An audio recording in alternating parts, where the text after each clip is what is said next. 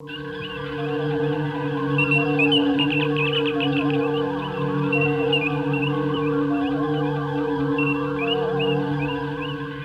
this is Mark A. Altman. And this is DAREN DOCHTERMAN. And this is Ashley Miller. And we are the Inglorious Treksperts. Go behind the scenes of all your favorite Star Trek series, from the original series to today, with the stars, writers, producers, and more, every Thursday, wherever you listen to podcasts. And for more, subscribe at TREKSPERTSPlus.com. It's the logical thing to do. Keep on trekking. Ingloriously, of course. Hey, this is Mark A. Altman. This is DAREN DOCHTERMAN, and we are the Inglorious Treksperts. I thought it was a classic femme fatale. So much fun. Like that Shakespearean lace in your acting. I said, Gene, what do you want from this character? I want you to just take the character and make it your own. I had a good time on the film. On day one, the movie was already $15 million over budget. We started this movie without an ending. That's like painting yourself into a corner. I don't think we've ever had a Star Trek captain on our show. Being, as you said, number one on the call sheet, it is a producer's position if you're going to take it seriously. I was so glad they didn't cast me as Lorca.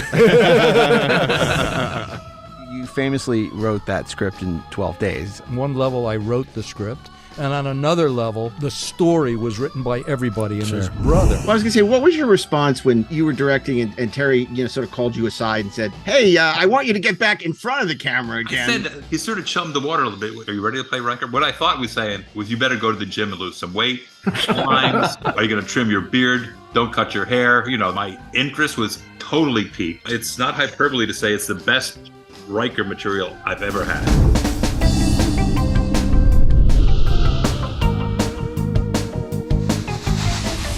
New episodes available every Thursday, wherever you listen to podcasts. Or subscribe today at TREKSPERTSPlus.com. But keep on trekking, ingloriously, of course.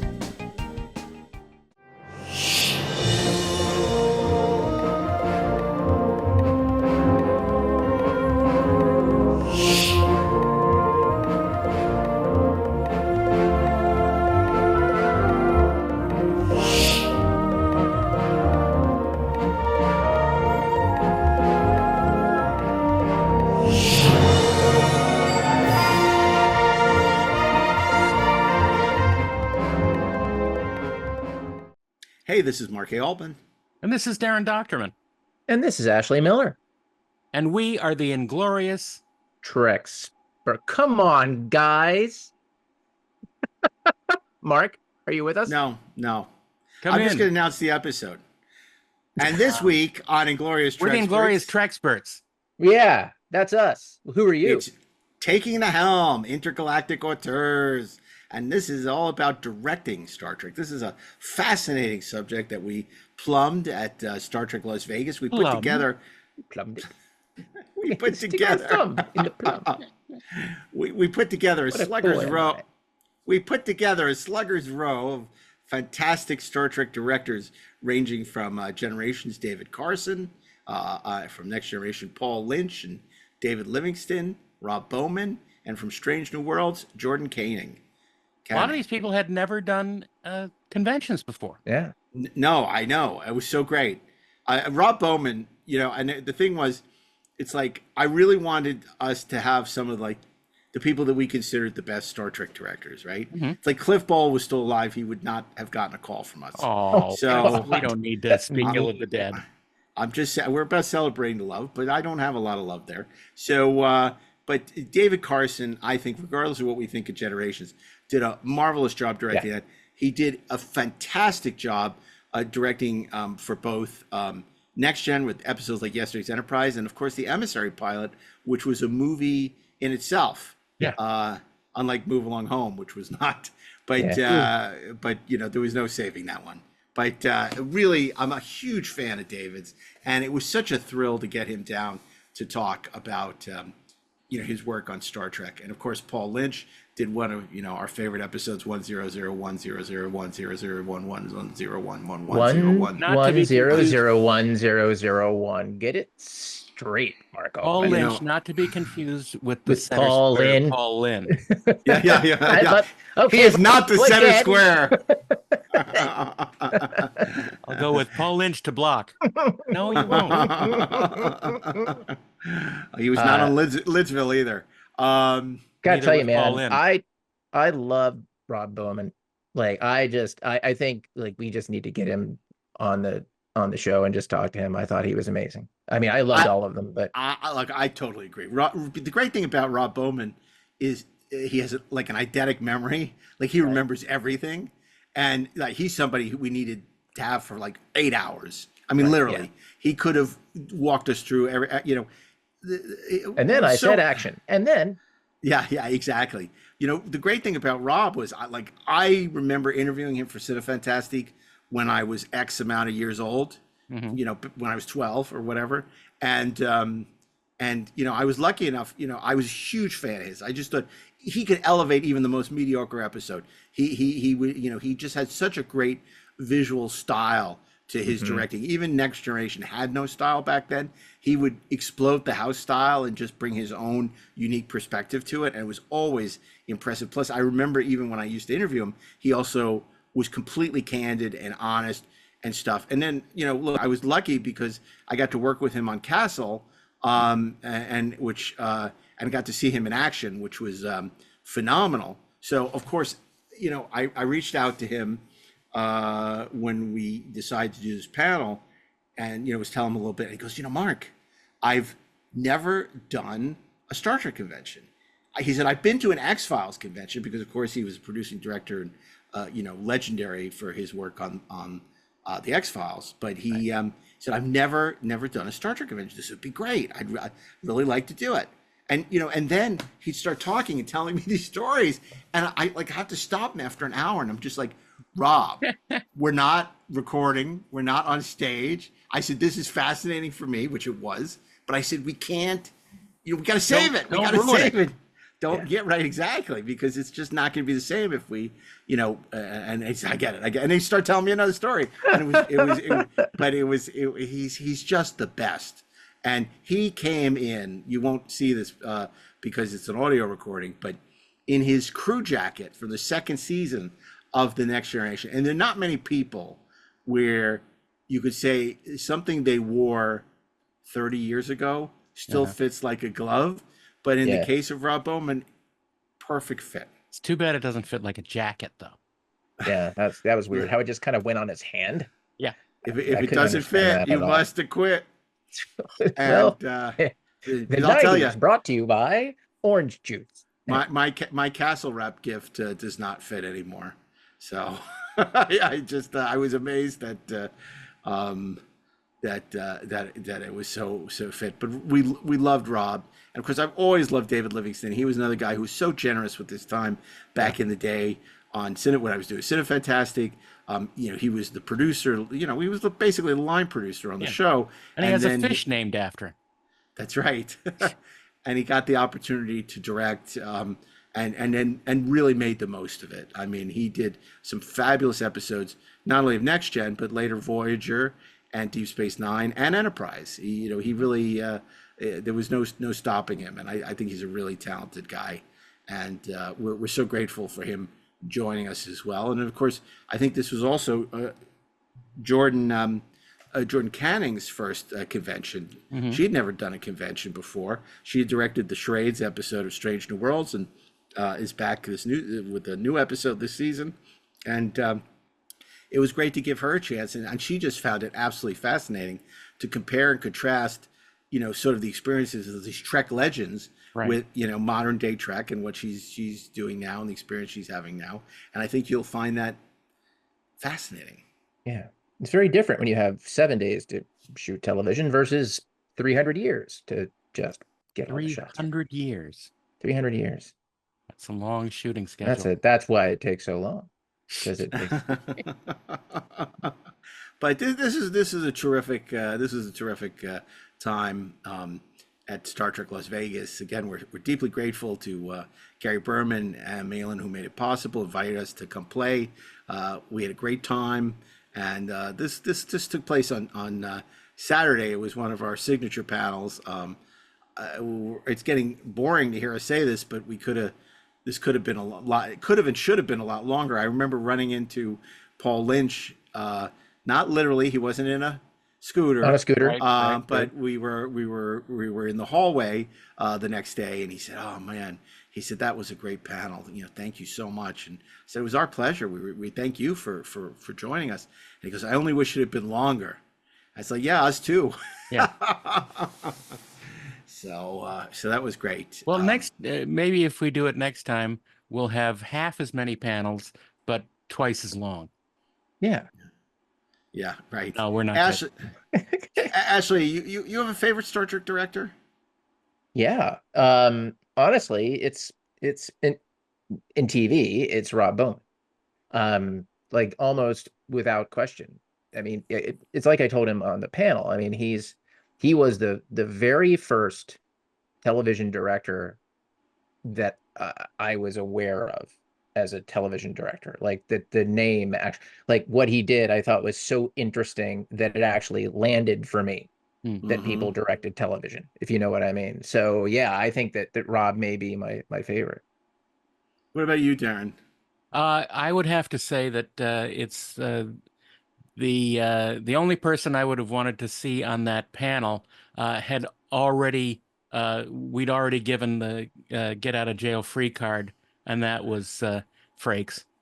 Yeah, it's so funny you say that, because I was going to say, for me, it's tough to decide between Jonathan Frakes, Rob Bowman, and Dave Carson. But you know who I want to give credit to, because he doesn't get enough credit as a director, and I've really seen how marvelous a director he is, and I wish he got to do more, was Avery Brooks.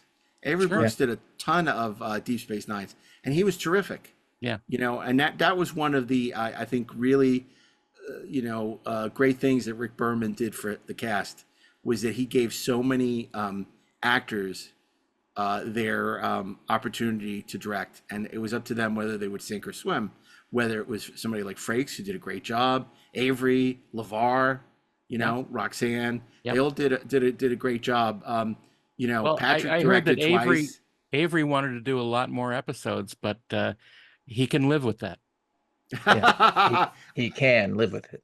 I love when we ask, and he's made this joke before, but when we say to Brent, how come you never directed it? He says, I'm too lazy. It's too much work. I'm not interested. A lot of work. I love that.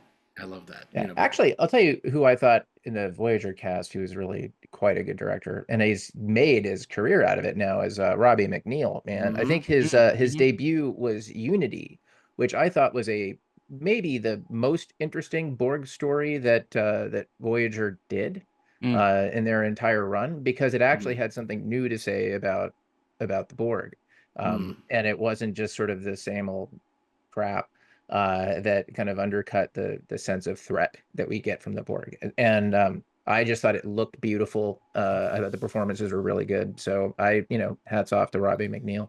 Yeah, and again, I want to reiterate, hats off to Rick Berman, who doesn't get enough credit for giving, obviously Pillard gave incredible opportunities to writers on that show. It was Rick Berman who gave incredible opportunities to actors, and obviously David Livingston. He also, the first AD, Chip Chalmers, ended up getting to direct. A lot of the DPs, Jonathan West and Marvin Rush, got to direct.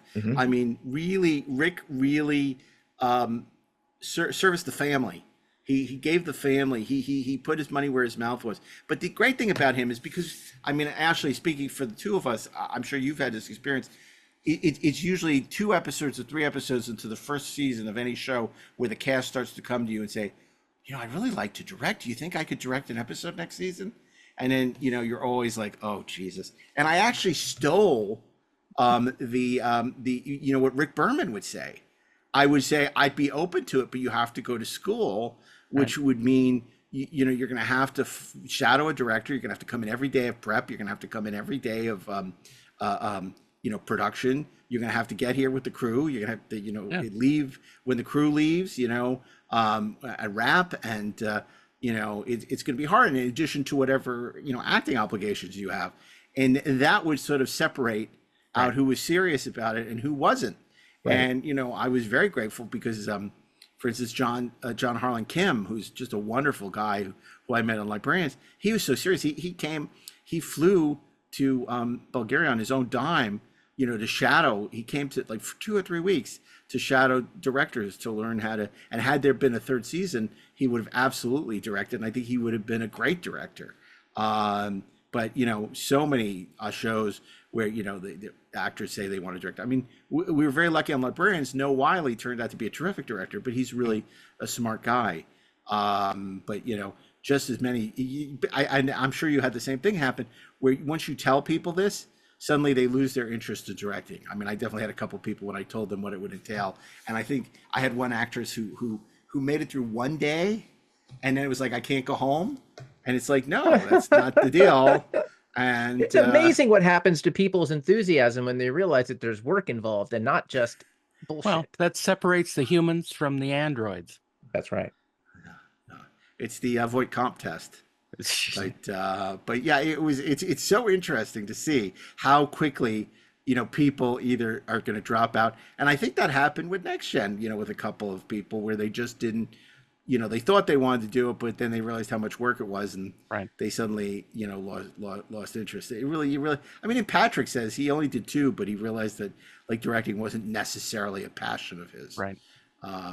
Whereas I think some of the actors it was like Gates really enjoyed directing, and she did a nice job. It was a shame that it took till the 7th season for her to direct, because I think had she done more episodes, it could have really become a whole new career for her.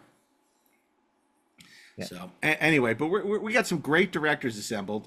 This is Avengers Assemble, or Tours Assemble, and we're so thrilled to share it with you. So we're going to bring you Taking the Helm, directing Star Trek, and then we'll be back after the panel with a few closing thoughts after these brief commercial messages. Stay tuned.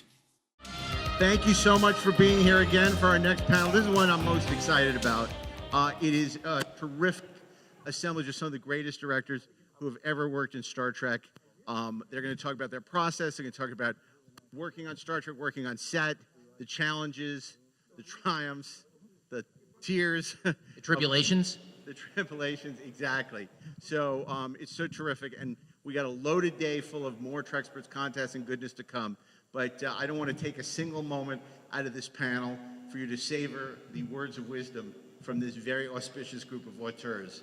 So without any further ado, he's directed such episodes as The Naked Now, 1100010001. I could go on, but I won't.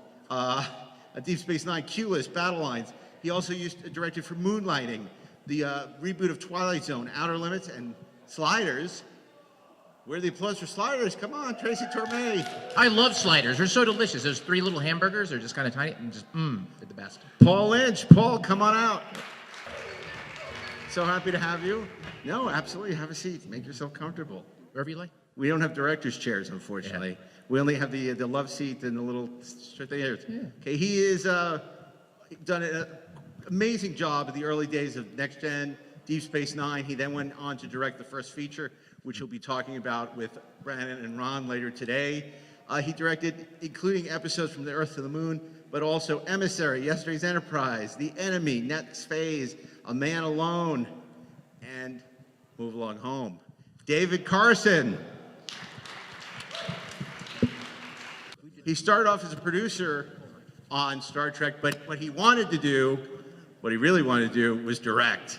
And direct he did. He directed for many of the Trek shows in the Golden Age, such amazing episodes from Power Play on. He directed for Next Gen, later on moving on to Deep Space Nine, where he did episodes like the Marquis. He did Voyager and Enterprise.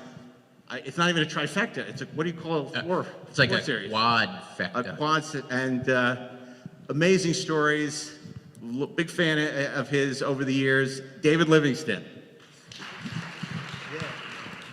And I got to tell you, it is such a thrill to me to have our next director. He has only gone to X-Files convention as the producing director and executive producer of that amazing show. He was there in the earliest days of the Next Generation. He's never been to a Star Trek convention before, but that's all about the change. He's done such amazing episodes as Q Who, Data Lore, Matter of Honor, Well, and he also did Shades of Grey, but I know he has great stories about that one. So you're not going to want to miss his conversation with Rob Bowman. Rob, come on out.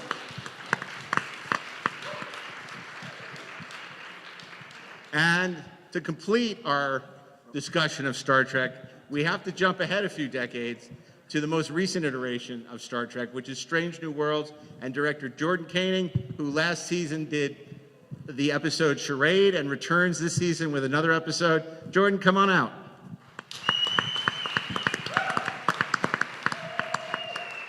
Well, now that we've done the introductions, I think we're out of time, but that was good. I want to start with you, Paul. How did you first, you were doing a lot of shows at that time that Next Generation first launched. Next Generation, how did you first get involved with the series?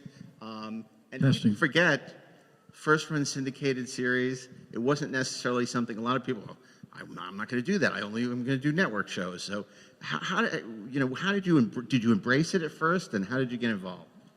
Well, they had done the pilot, which was terrific, and they set up the series, the pilot, and Gene and the director of the pilot. But the first show was leaning towards being a little lighter, because in the pilot they explored what the series would be, but they wanted kind of a light touch. And I'd done moonlighting amongst other shows, and so that's why they decided to hire me. And I met Gene, and I knew Gene from Have Gun Will Travel, and he was one of the greatest writers on that series. I mean, he was a brilliant writer. And finally, I get to meet him on this. I had seen Star Trek in passing, the original, back in the 60s, but I really didn't know him. And then working with him, he proved everything that he was on Have Gun Will Travel as a great writer and a great showrunner. Yeah, and for anybody who's never seen Gene's episodes of Have Gun Will Travel, they're some of the best episodes of the series, Sam Rolfe's magnificent series, Have Gun Will Travel, which is just terrific. David, before going on and sort of defining the look and the aesthetic for Deep Space Nine, you did a bunch of popular Next Generation episodes. How did you get involved with the show, and kind of what was your feeling when you came aboard? Well, I got involved sort of sideways, really, because I'm English, as you can probably tell. And the reason that I got on board was because I've been working in England ever since my career started, when I hoped to be an actor, but that soon faded into reality. And then I decided to go into TV in England. While I was there, I was trying to make my own movies, and I couldn't raise enough money. And my wife, Kim Braden, who was a very successful actress in England, said, "Why don't you go to America?" I went, "Well, I don't really know anybody in America, but let's go." So I took my tape and my reels of everything, things like Sherlock Holmes and classic English stuff, and started to hand them around and walk about, and found that people were relatively interested in it. Within it took me about 6-7 weeks to get an agent, and they were very, very good, and they put me up for some things. And the first thing that they put me up for was, they said, "Hey, we got an interview for you. It's great. It's going really, really well." I said, "Great, who are they?" "Yeah, Star Trek. So are you available on Monday?" I said, excuse me, sorry, just hold on a second. What is Star Trek?" And they went, "What? You don't know what Star Trek is?" I said, "No, I'm English. What is Star Trek? Is it some thing where you look at the cosmos or something like that?" They said, "No, it's a wonderful, wonderful show. It's got English people in it. It's got Patrick Stewart, Marina Sirtis." So as if to say, well, you don't know what you should be knowing. So I said, "Well, what shall I do?" And they said, "Go watch some videotapes quickly." So I did, and I came back to them, and I thought that they were great. They were terrific. They were season 2, and I don't think I saw any of season 3 just then, because it was about, season 3 had just started, I think, when this happened to me. I thought they were absolutely terrific. And so then I met Rick Berman, and I met David Livingston, and we had a chat, and they decided to give me a show. And that's how it all started, with The Enemy, which went down very well. And then I was on board. They liked my work, which had a bit of the English about it. So we started to work together over a longer period. And it was great. It was really great. So I immediately got onto my English friends and said, "Hey, you should be watching Star Trek. What's your problem?" Thank you. Rob, one of the things I found absolutely remarkable when I talked to you, obviously we talked many, many years ago about Star Trek, but then more recently, is that you remembered everything. You have all these amazing stories that it meant so much. You've gone on and done so much since then. You know, hundreds of hours of Castle, hundreds of hours of the X-Files, and yet Star Trek was really important to you in your career. You remember it in perfect detail. Can you tell me about, you know, those early days of getting involved with Next Generation and what that meant to you as a fledgling director? It's not as elegant as David's story. I sent out a reel to everybody that I could send a reel to who would bother watching it, and then I got a call to go meet at Paramount to meet Bob Justman, and I remember Bob's name from the original series. I thought, wow, that's cool. He's part of the Next Generation, and I went into his office, and he was a little surprised, or to me at that time, he looked disappointed because he thought it was too young. And I thought this was not going to work out because of what I looked like didn't match the film or something he was concerned about. And then Rick popped his head in the door, and unfortunately this one stuck for years. He opened the door and he looked at me and says, "Pizza." And I said, "Excuse me?" And he goes, "Well, we ordered pizza. Are you the pizza boy?" I said, "No, I'm Rob Bowman, and I'm hoping I'm going to direct episode 4 of season 1. And I, in my mind, I might be recreating the moment, but it kind of shook his head like, what have we done? And so they did hire me for No One Has Gone Before. I think about a month before it started, and I wanted to walk the sets and see what I was in for, and that was a terrible idea because the sets were extraordinary, and at the tempo of the television schedules, you know, what do we have to shoot? How many people are populating the scenes? You know, what's the density of the page count, whatnot? Well, on Star Trek, you've got a lot of people, and you've got multi-million-dollar sets, so you got to shoot those, and then you got to shoot all the people, and you got to make your days, and it's got to look a little different cinematically than anything else, and which is not that hard because you just shoot the sets. But it was that first month, in my first days on Where No One Has Gone Before, I was just terrified.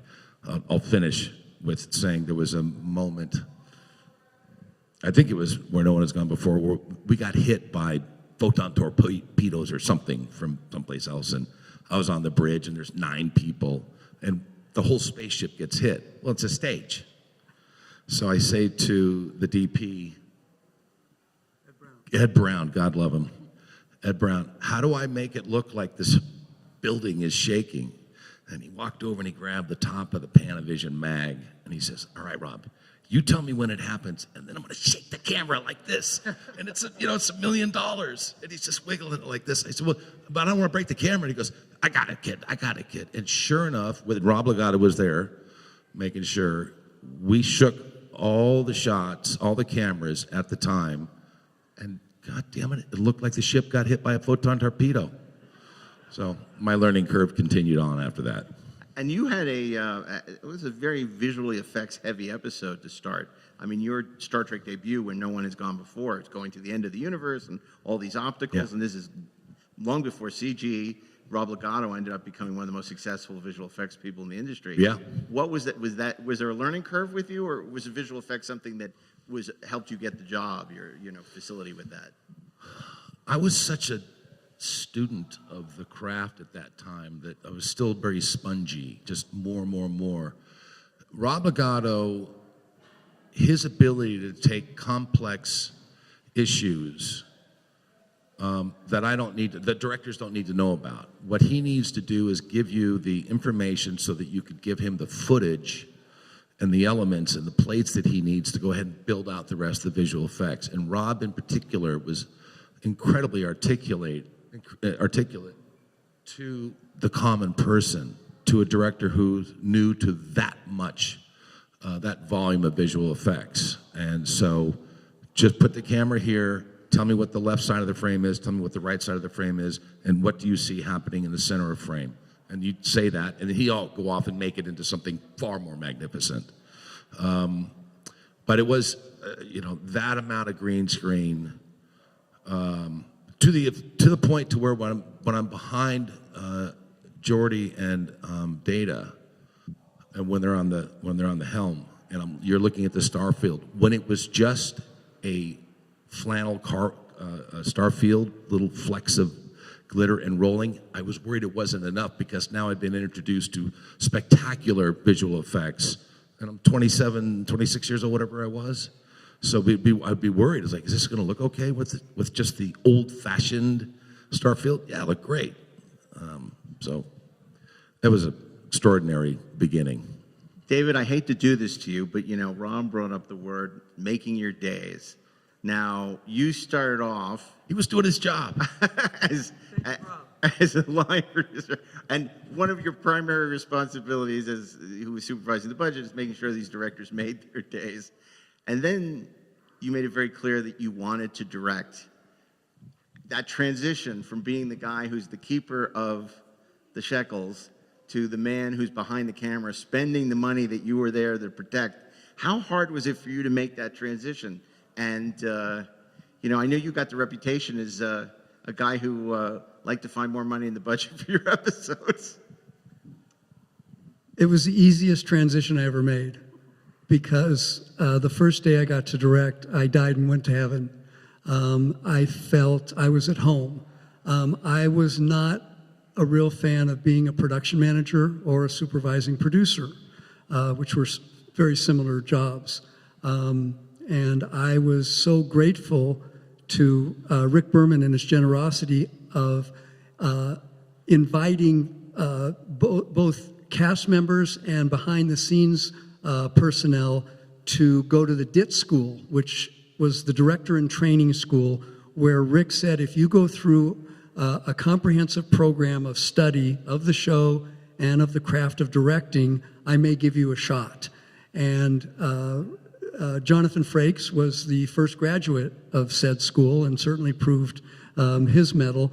And he asked me if I wanted to go to the DIT school, and I said yes, indeed. And he gave me a shot, and again, I'm forever grateful for that opportunity. Jordan, I want to ask you, because at the time that Next Generation premiered in first-run syndication, it had the biggest budget ever for a first-run syndicated series, $1.5 million, right, David? 1.5? I don't remember the actual budget, but it was a lot of money. 1.5. He told everybody it was 1.3, but no, it was 1.5. And so obviously now you're doing Strange New Worlds up in Toronto, huge sets, huge amount of money being spent. Is the process, in your opinion, different for you having all that money than these guys who were dealing with, a relatively tight budget? It was a lot at the time, but it wasn't enough, because this is a big sci-fi show with a lot of visual effects, a lot of sets, big cast. Yeah, I came out of, I did a lot of procedurals, and I mostly worked in comedy, so I was used to working kind of half-hour comedic shows, shooting an episode in 4 or 5 days, which is that how many days you guys had? How many days did you have per episode? 7. Okay, that's not a lot, but yeah. Sometimes 8. Sometimes 8. Yeah. So 3. Coming to Strange New Worlds and having 12 days, that's what I found the most incredible thing, was just having the time. Like the budget is there in terms of the incredible sets and the VFX and the wardrobe and the people working just to kind of at the very top of their game. But what I appreciated so much and found just like so creatively fulfilling is having that amount of time, having 2 weeks almost to prep and to really like consider how you want to shape your episode, how you're going to shoot it, as opposed to just like, okay, what are the, how can I cover this scene in as few setups as possible so I can make my day? There was more time for that. That's where I felt the budget enlargement and was so grateful. Obviously, there's still days where you're like running like your head's cut off trying to shoot 7 Vulcans in one room. But then you have other days where you're like, wow, I'm only shooting 2 scenes today. What a blessing to be able to just dig in and do this properly and do it the way you want to.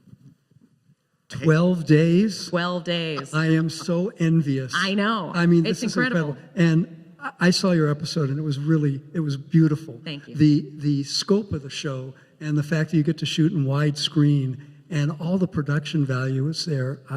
Man, how fortunate you are to be doing it at this time. So Thank you. it's I feel very lucky to be on that. yeah. I love your comic stuff too. It was your comic little bits. Anson Mount is Anson's very hilarious. funny. They're all- I mean, that's what's so cool about I find of Strange New World. I mean, Next Gen did this too, where you're like, the cast is so malleable and able to, you know, okay, we're doing a musical episode. You have to sing and dance. Okay, we're doing a comedic episode. You all have to kind of do physical comedy. Okay, now we're doing a horror episode.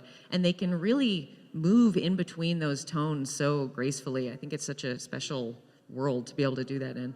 Are you allowed to improv and create your own bits? Because as we all know here, we couldn't. Everything was very, very controlled. We couldn't change one line in a script without calling it into the office. Word perfect was the expression? What's that? Word perfect? It had to be word perfect? Word Nope. perfect. And if not, the script supervisor would have to take the flak for it. So it was a very, very controlled environment and very rarely structured. I loved your 3-shot shooting up from Tuvok lying on the bed with the 3-shot of the guys, everybody looking down. It was very funny. Thank you. Very creative stuff. I was most impressed. I got to ask, you know, but you talk about how, you know, Jordan got to do comedy, and that the one thing about Star Trek shows, and I think it was Brandon who said it's like an anthology show. 1 week it's a comedy, 1 week it's a detective show. It's not like when you're stuck doing procedural and you got to be doing the same thing week in, week out, except for Rob on Castle, who got to do cool stuff. But so, you know, maybe you're doing, you know, or you're doing a war movie. I imagine that was something that was very liberating, because directors of that era got, you know, pejoratively called traffic cops, which it never was. But particularly on Star Trek, you guys got to bring, you know, an ethereal vision. Even though television is considered a writer's medium, you can tell who directed an episode of Star Trek. All of you had a unique vision that you brought to it. I can tell a David Carson episode from a Paul Lynch episode, from a David Livingston, from ROB BOWMAN. So I'd love to know what you felt about the variety of types of shows that you got to shoot for that series. You know, starting with you, David, before you got to do the movie, because you got to do something very metaphorical with the 2-hour premiere, which was a movie, Emissary in a sense. But then you would do, you know, smaller episodes, Yesterday's Enterprise, which is a war movie. You really run the gamut. Yes, I mean, so far we haven't mentioned them, but one of the things that struck me coming from England, for that little bit of the story, was the extraordinary quality of the writing. Not only that, Star Trek provided for me the kind of a show that I wanted to do. I wasn't particularly interested in going into other worlds and rushing around in spaceships and those kinds of things at all.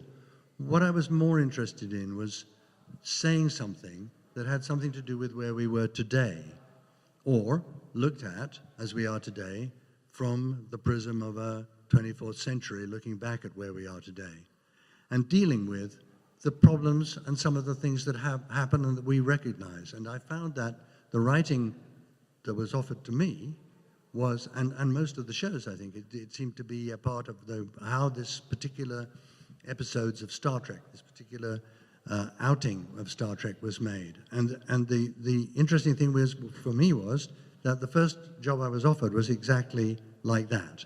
It was about 2 people from 2 different races, one of whom was going to die, and the other refusing to give this person, who was a Romulan, blood because he was a Romulan and because of his race.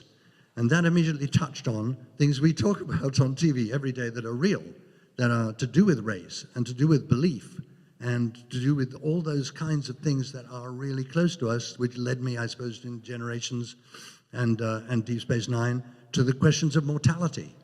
You know, there weren't many TV shows that dealt with mortality or the fact that people died, and how did you deal with that, and how did your family, as in Picard's family, when he lost his nephew, how your family goes on, how much are families important to us. And then you deal with Deep Space Nine, which is dealing with a man who believes that his commander has been responsible for the death of his wife, but he's going to take over the command of Deep Space Nine.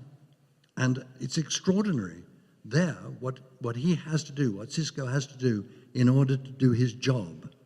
And he's a single parent. And you've got all these questions that we talk about, which are not fantasies, which are real, but which we can deal with and which become more acceptable to an audience, I think, than hammering people over the head with the actual things that are happening in our present day. So I felt that I'd landed in a place which I really wanted to be and really wanted to tell stories that reached out to us today and would move people today because of how they were, and be funny today. So does that answer the question? Absolutely. And Paul, for you, I mean, you were dealing with the nature of reality and in some cases virtual reality with, one Minuet and the 1110001. But how facile and how elastic the Star Trek format was to do all these different kinds of stories? Well, when you asked me when I signed up for it because of Gene, because Gene was a great writer of character and of stories about things, even going back to Have Gun Will Travel. And that's what I assumed I would get, and that's what I got. They were one of the last times you could get scripts which had great characters in them and were actually about things. Instead of, even if they, in the background, you had big action and big effects, they were still, as David just said, they were people pictures. And that was still hard to find. In today's world, it's gone. And there was a morality behind them, which people forget is so important to kids growing up. We grew up with a great sense of morality built into everything. Now it's gone. And that's tragic, because these shows had that in them. The ones David did, the ones I did, all the guys did. I think they were all based on it, because that's where Gene came from. Now things have gone in a different way, but that's up to people to decide if it's good or bad. I don't think it's all that great. I want to ask you, Rob, because people don't realize that once you're in the rotation, you don't really get to pick your episode. And how heartbreaking it was to lose out on the big goodbye, which would have been your chance to do film noir. How do you remember that? Noir is, I'm not the only filmmaker who is fond or secretly, that's my favorite genre, whatever. I just studied a lot of it before I was at Star Trek. And the big goodbye, you're going on to holodeck, so you can do anything. You do have to build a real set, but you can go anywhere. And Rick didn't think that it was ready. And I was excited for it. But it wasn't ready, and it wasn't ready. And Data Lore was, existed. And at the time, I felt like Brent and I were sent out to sort of clean up after the parade, and that somebody else would get to direct the big goodbye. And so I went to Brent. I said, look, I feel like this one, I'm not saying this is true, this Data Lore was kind of laying around, or it was ready, but we don't know much about it. Let's you and I carry this thing across the finish line, and I'm going to help you, as though Brent needs any help, define these two characters, and we're going to make this a great episode. We're going to make it as though we're getting to make the big goodbye, but hopefully people will remember Data Lore more than they whatever I was trying to push myself forward. And kudos to Brent. The only thing I said to him was, wherever you're going with Data and Lore, I'm going to help you go as far as we can. And he just went for it. The homework was hard because I had one guy playing two different people and sometimes in the same shot. Everybody knows it's Brent, so you're not really convincing anybody that, look, there's a clone. So a couple of trick shots just to push the idea forward. But I never regretted losing the big goodbye, and the gentleman who directed it, Joseph Scanlon, I think. Fantastic job. So the show wasn't underserved because I didn't do it. And it started a great relationship with Brent and I. And then eventually I got to do Elementary Dear Data. There was another noir that Majel was... Manhunt. No complaints. I got to do some great stuff. And the set they built for Elementary Dear Data was dream world for a 20-year-old kid. It was just unbelievable. So it hurt at the time, but I was a punk. I was stupid. And... grow up, move on, do something else. So I've got to jump in here and say something about Data Lore. And I don't know if it's the defense of Data Lore or not. I will tell you that, at 16 years old, watching that episode, especially the very beginning, when they're walking through that station, and the way that you shot it, the way that you lit it, how the music worked, how the sound worked. All of that created just this feeling that was incredibly cinematic. It was really the first time that I was aware of a television director as an identity, as there is a person behind it who is doing something that's really interesting. And it was really the first time, I think, visually, that Star Trek The Next Generation kind of stood up and announced itself for me. And it felt like something that was coming into its own. But here's my question for you. And again, this kind of goes to all of you guys, because as Mark said, you've all brought a very particular visual thing to it. But I think, especially in the case of Datalore, because it was some of those shots were so outside of the box of what Star Trek The Next Generation had done. When you were doing that stuff, was it a case where you were asking for permission, or where you were asking for forgiveness, or was it just, Rob, go shoot what you're going to shoot, and thank you, and just keep doing that? The reel that Bob Justman liked,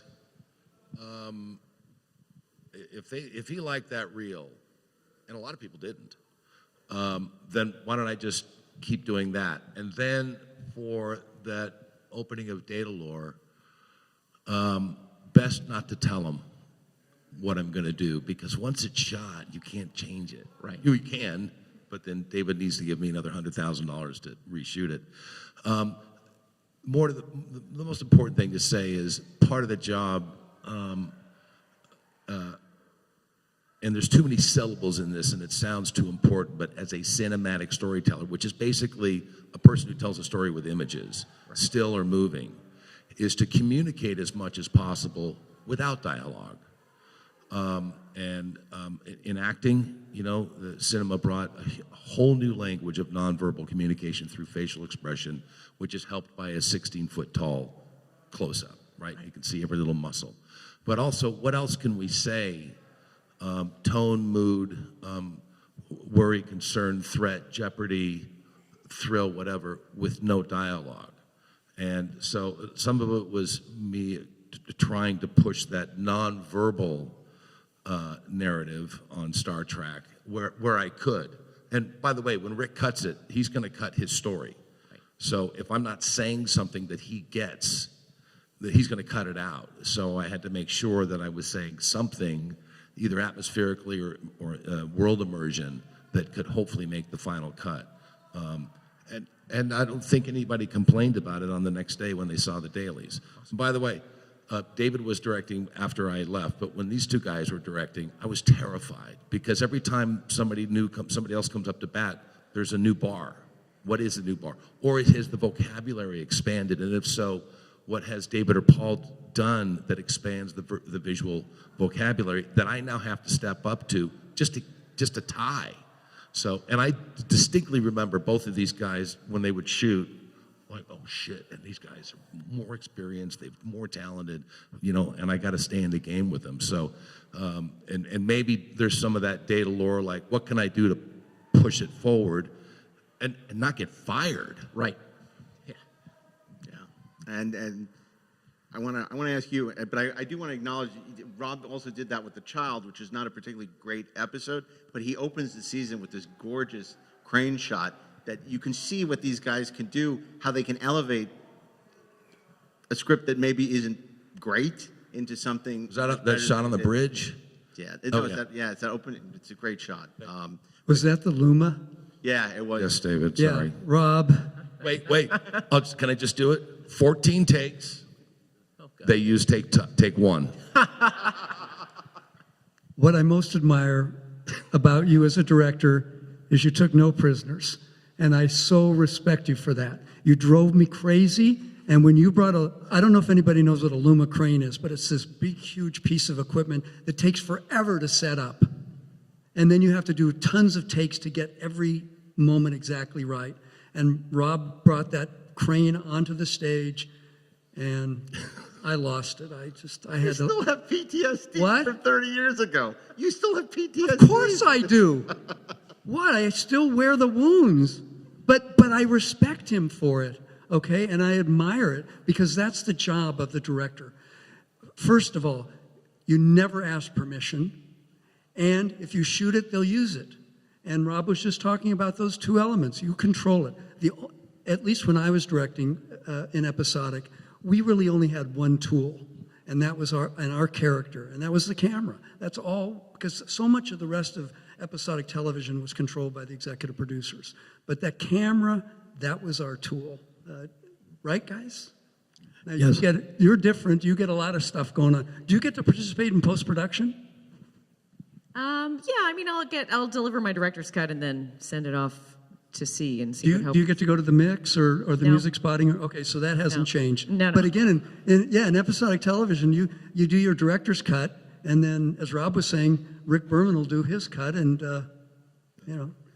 that's what everybody sees. And and I'd watch the show, and I'll say, well, that's not quite I remembered, but that's okay. And David just explained why he became such a terrific director, because he had the rest of us to watch and see how we screwed up. And he said, I won't do that. No. I know. There you go. I would I watched dailies every day with Rick, and we would talk extensively about the work, and I came to admire the craft of what you guys did.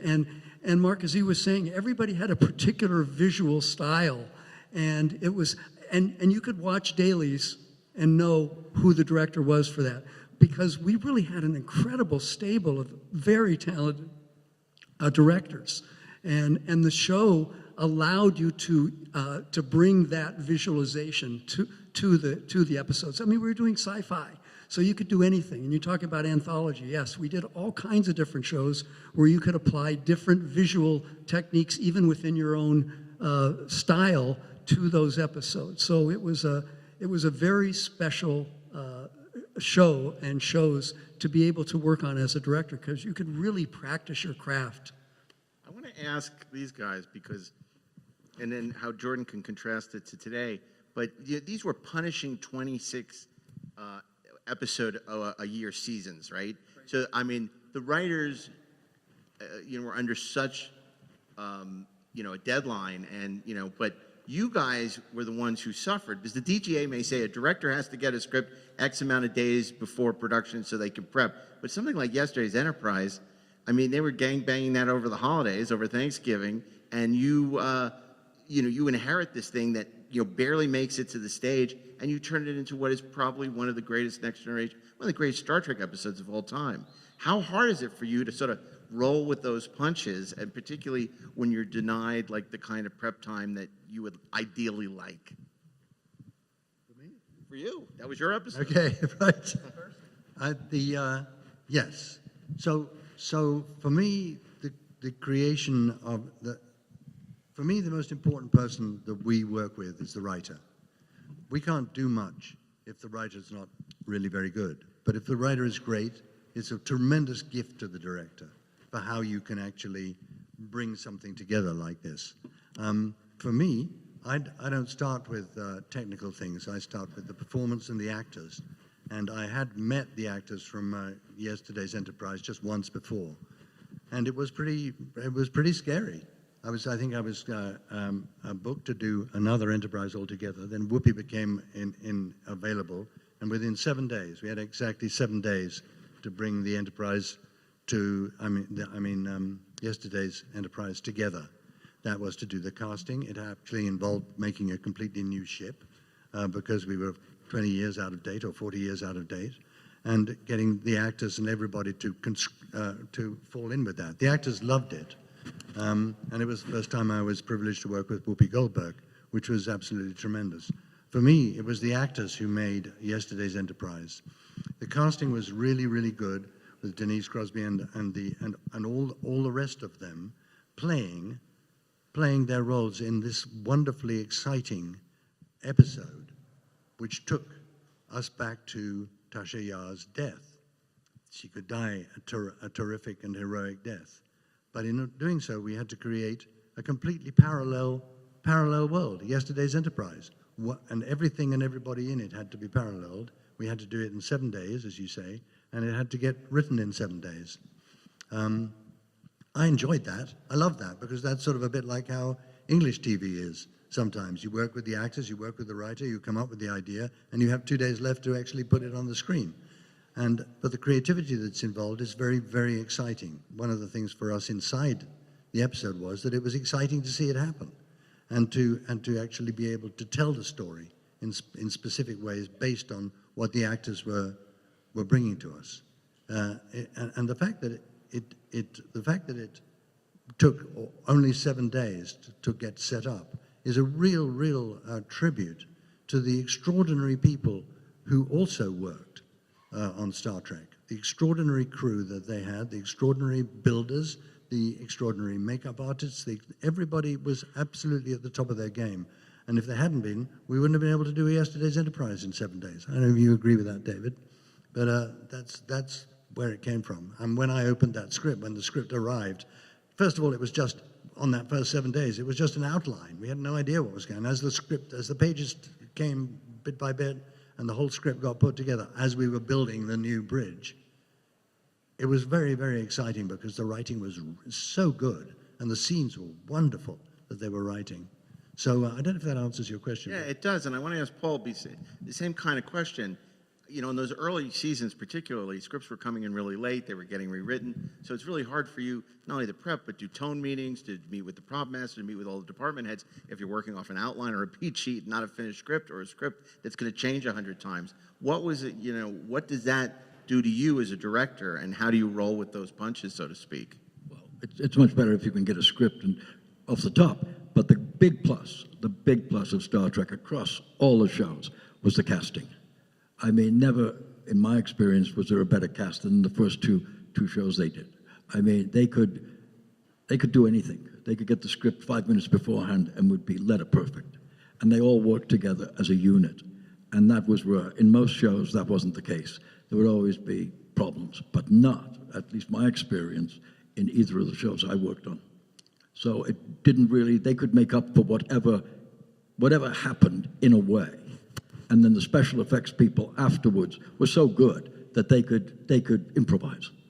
So it was a great experience. You're being very charitable with the cast because you're saying how wonderful they are, which they were, but you're not talking about how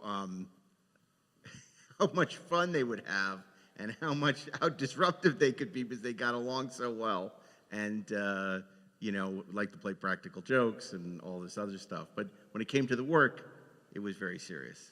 Well, Patrick sort of started it because in England, that's what it's about. I mean, in England, you know, as Richard Harris once told me, a lot of the actors are drunks, but not when they're on stage, not when they're in front of the camera. Then they know their lines, then they know everything. That was Patrick. And all Patrick had to do was look at a guest star the wrong way, and they would wither in his gaze. But that set up for everybody as the series went on. And then it continued through continuing series. So it was really an exceptional group of people. But also the interesting, can I just add to that? One of the interesting things I found, talking about the English and everything when I first came here, was that you normally you get ready to shoot, and everybody assumes their positions, and we're okay, and we're ready, and action, and they go for it. On the Star Trek stage, it wasn't anything like that. It was bedlam most of the time. They were joking because they were friendly. They knew their lines. They knew what they were going to do. Or as long as some idiot said action, they'd go and do it. But for me, it was like, are these guys going to quieten down so we can actually say roll the camera and do that? No, they weren't.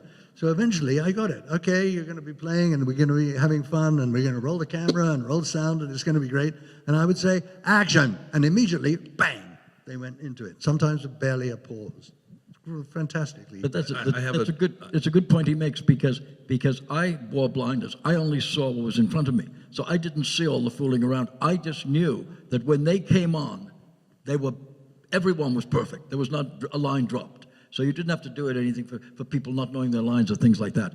And then you could just do it for performance. But whatever was going on off stage, I just didn't see. So it's interesting that he did, that it was a different kind of group off stage than on stage. That's there you right, go. actually.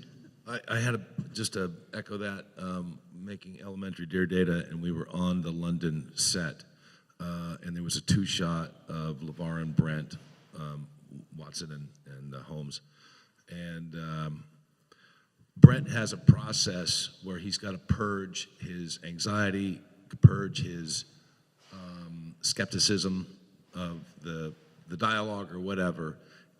It's not even literal. It's a function of his process to get to the performance that I learned after a while. It's like, this guy complains a lot. It's not even, it's just wind, basically. Anyway, we're in this 2-shot, and he's chewing on me and LeVar, who didn't write it, about the scene. And okay, we gotta roll the camera, because this will never end. Roll the camera, slate it. He's still jawing through the slate.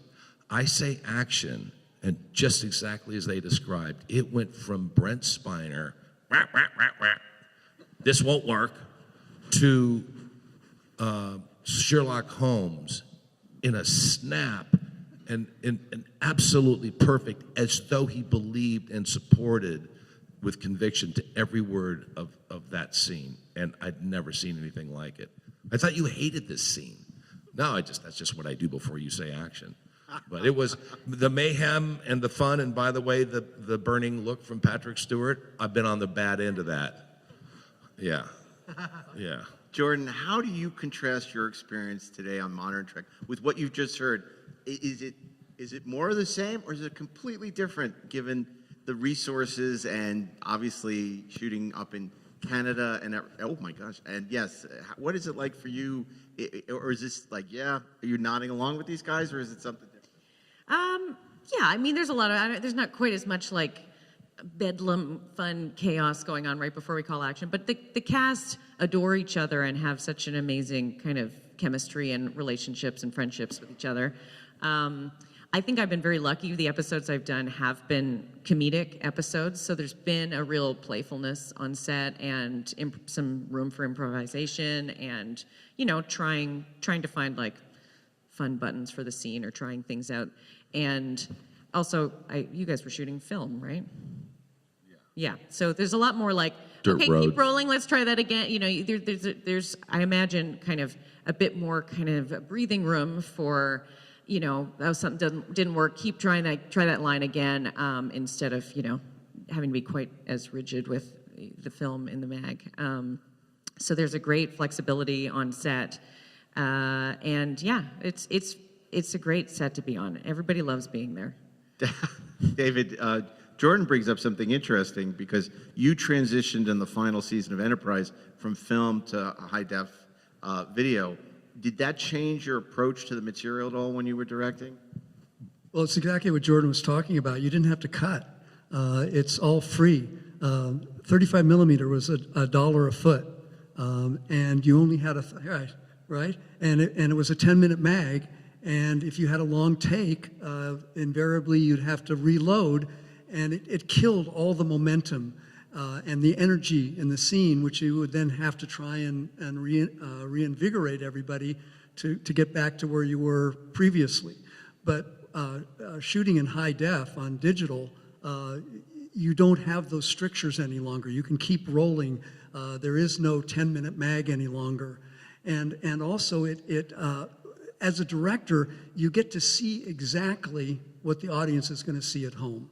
And that's a gift as well. So there's so many things about shooting in the new formats that are much better than the shooting in film. The equipment's smaller. You can have I didn't like to use second camera a lot, but shooting digitally, it's free. You can say, okay, go find me something. And then you get in the editing room and, okay, well, maybe I'll use that. So it's to me, it's changed the life of a director from what we went through. Rob, I got a two-part question. The first part is, you did a magnificent episode, which is eerie and spooky and so stylish, and you'd probably add so expensive. I'm sorry, David. Whichever episode I directed that David hated the most, it's probably my best episode. Where you laid the groundwork for, what is arguably Star Trek's greatest villain and continues to be utilized today across many iterations of the series. Q-Who may still be the best of all of them, and I just wonder if you can talk about that. And then the second part of that question is, how is it possible that your crew jacket from 1987 still fits?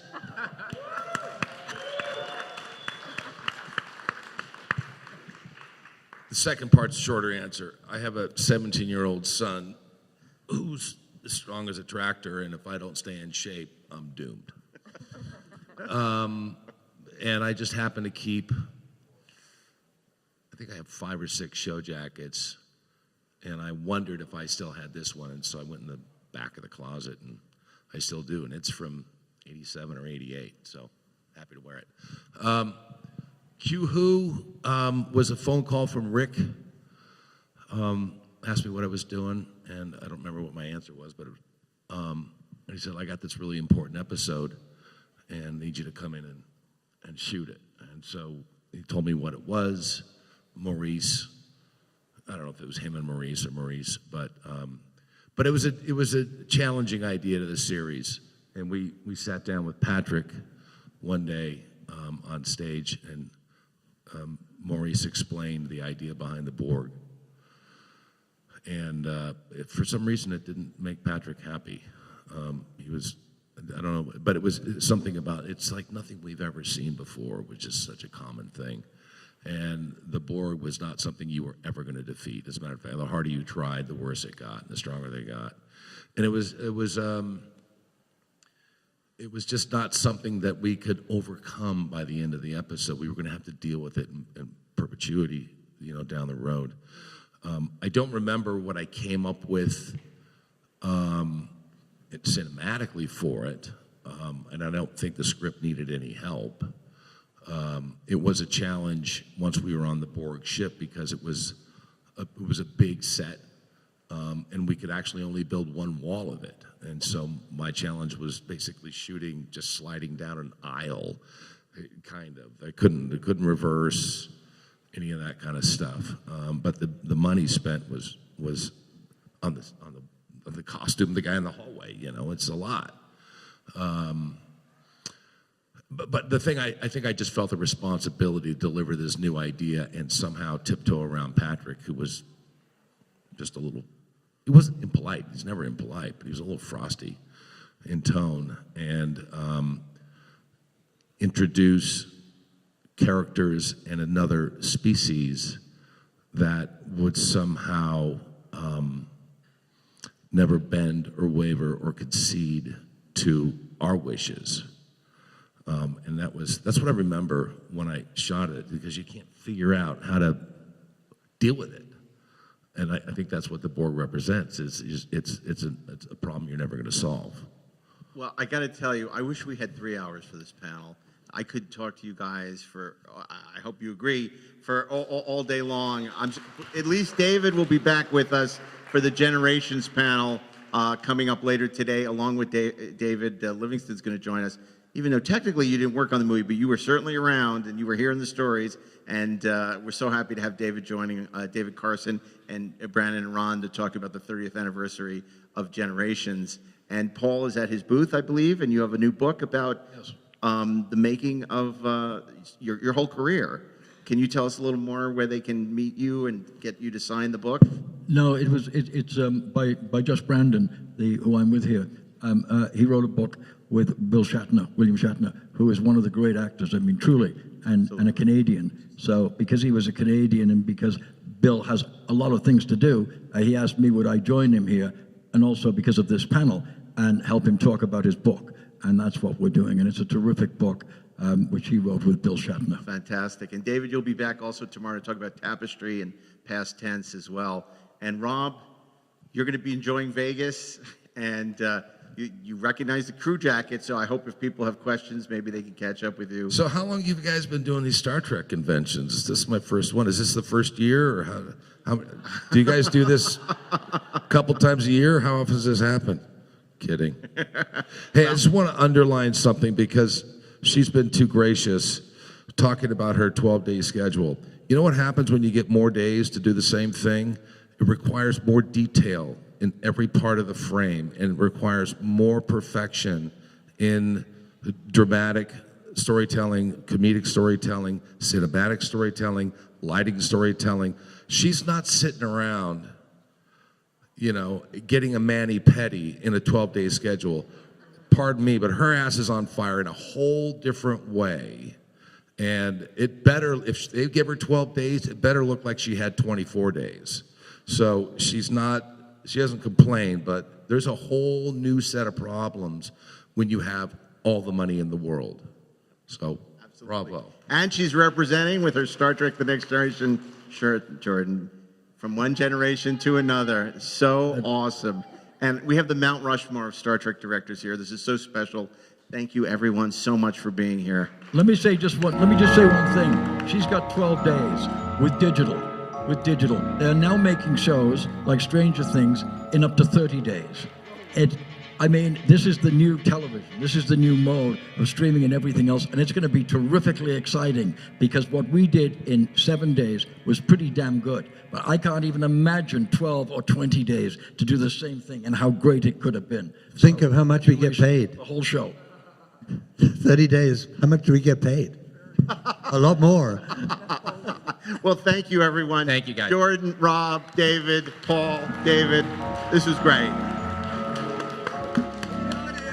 And we're back. I got to say, people ask, oh, what were your favorite panels, right, at Star Trek Las Vegas that you guys produced? Obviously the stage reading, was significant. I really was proud of our Star Trek V panel. But this was up there. This was up there. Yeah. This is a special. And just a little, another facet of directing TV that you didn't really put an emphasis on. One of the reasons why they might find that it isn't as amazing as they thought is because TV directors are very much jobbers. They come in for a week and then they leave, and they have very little direct overall creative input to the project. They just got to get it shot. So it's very different than a director on a feature film who is there from beginning to end. This is a completely different situation, and it may not be right for some people. Unless they're doing a pilot, or things have changed now. Directors have, especially these auteur directors on streaming shows, do have more. I mean, certainly for a while, it depends on who they are. Absolutely. Had more power than the showrunner on a Marvel show. Yeah, although that's absolutely changing. Yeah, thankfully. Yeah. But it's interesting. But one of the things also is, you have to deal with all your keys, and you have to make decisions quickly. You can't hem and haw. And like, well, maybe I don't know. It's like you don't have to be a traffic cop, but if you want to be more than a traffic cop, then you need to come freaking prepared. Yeah, and you need to be fast and loose. Yep. They much like Nancy Crater. What? No. Smell it, Nancy. That's not it at all. She's a handsome woman. She's a handsome woman. Yes, I mean, like she's in McCoy 7. You know what I'm saying? Much like, I won't say it. No. Leave it alone. But our ratings are going to go down. But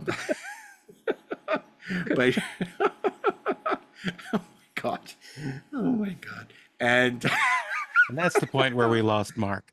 Yeah, no. Yep. Bye, Mark. But I was saying, there's an adage. It's just true, an axiom, really, in television, which is there's no wrong decision other than no decision.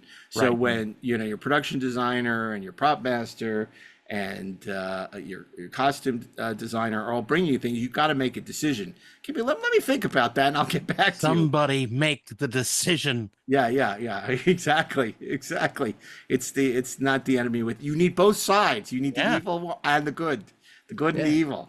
So otherwise you end up with nothing.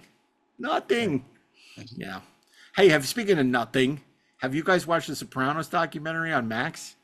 No, I haven't seen it yet. I did watch Penguin though. I haven't yet, so no spoilers. Okay, let's talk about Penguin without spoilers. It's great. No, it's not. Awesome. Yeah, it is. No, it's not. Everyone seems to love it. It's terrible. Colin's performance is freaking amazing. He's great. He's great. But they team him up with a kid. It's like he's more annoying than Wesley Crusher. Yeah, it's fine.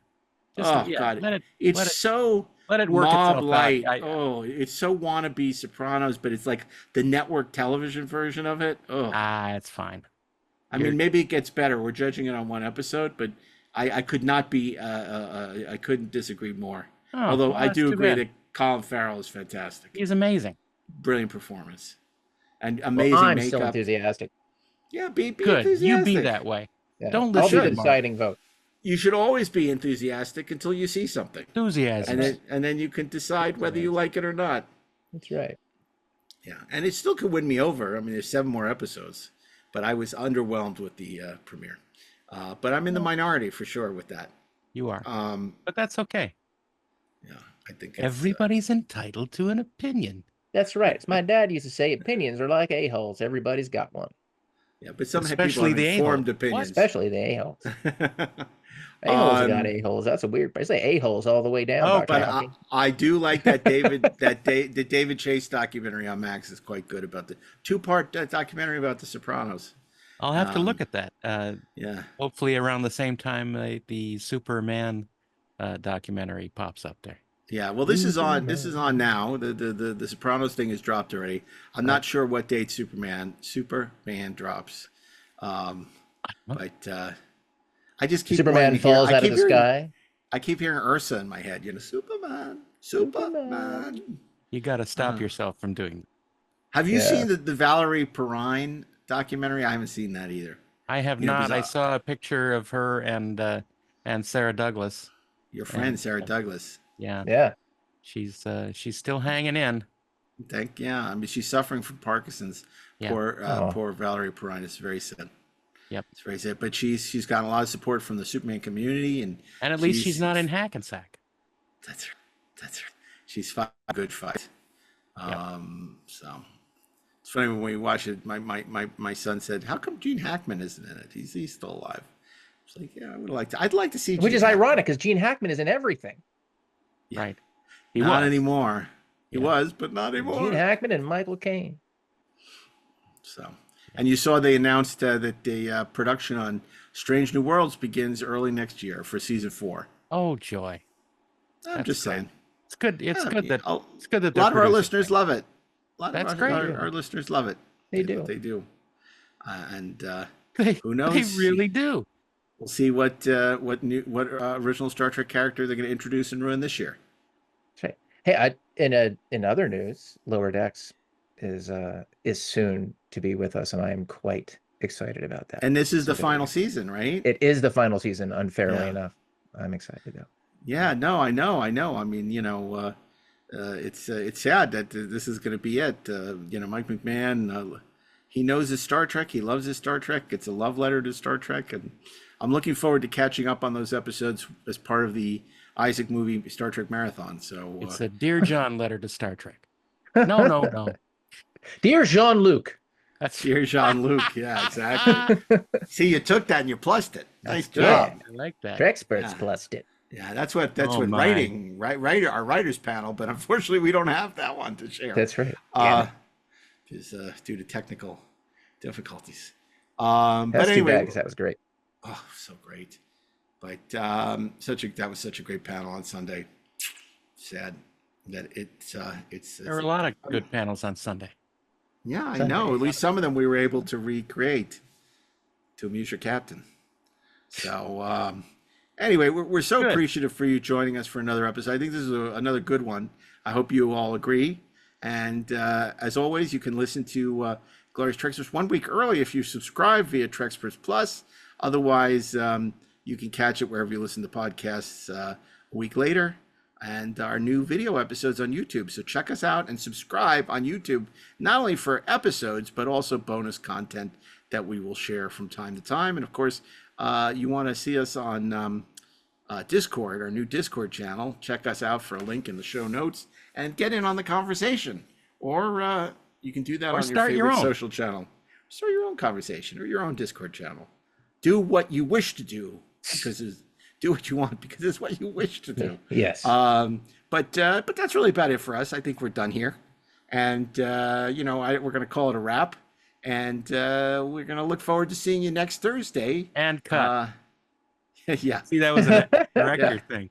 Yeah, I know. You're playing along there. Yeah. So on behalf of Ashley Miller, Darren Docterman, myself, Mark A. Altman, keep on trekking, and hopefully we'll see you in Columbus for our final Inglorious Treksperts appearance of the year at Galaxycon. So check out galaxycon.com for some more great Treksperts panel goodness. And we'll see you next Thursday. Engage.